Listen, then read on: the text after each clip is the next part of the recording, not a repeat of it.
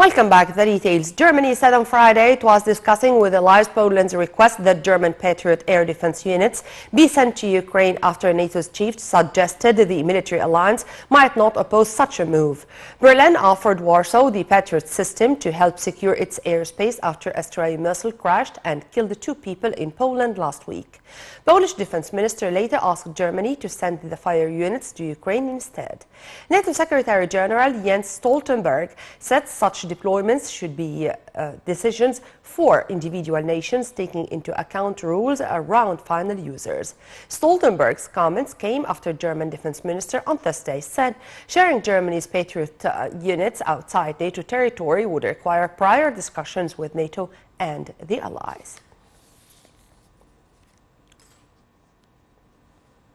A salvo of missiles struck the recently liberated city of Kherson for the second day in a marked escalation of attacks since Russia withdrew from the city 2 weeks ago following an 8-month occupation. It comes as Russia has stepped up bombardment of Ukraine's power grid and other critical civilian infrastructure in a bid to tighten the screw on Kiev. Officials estimate that around 50% of Ukraine's energy facilities have been damaged in the recent strikes. Details. Russian shelling on the southern Ukrainian city of Kherson killed 15 civilians as engineers across the country sought to restore heat, water and power to major cities. Throughout the country, Russian airstrikes over recent weeks have brought Ukraine's energy infrastructure to its knees as winter approaches and temperatures approach freezing, spurring fears of a health crisis and a further exodus.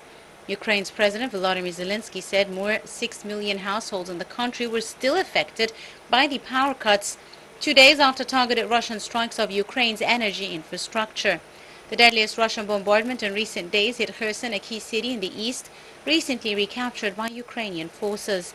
The attacks on power stations and other infrastructure resources throughout Ukraine are Russia's latest attempt to force Ukrainian capitulation after Moscow's forces failed to topple the government and capture Kiev.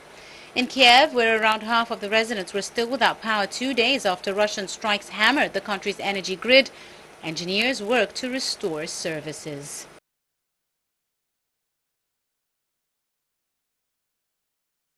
Ukrainian authorities gradually restored power aided by the reconnection of the country's 4 nuclear plants, but millions of people were still in the dark after the most devastating Russian airstrikes of the war.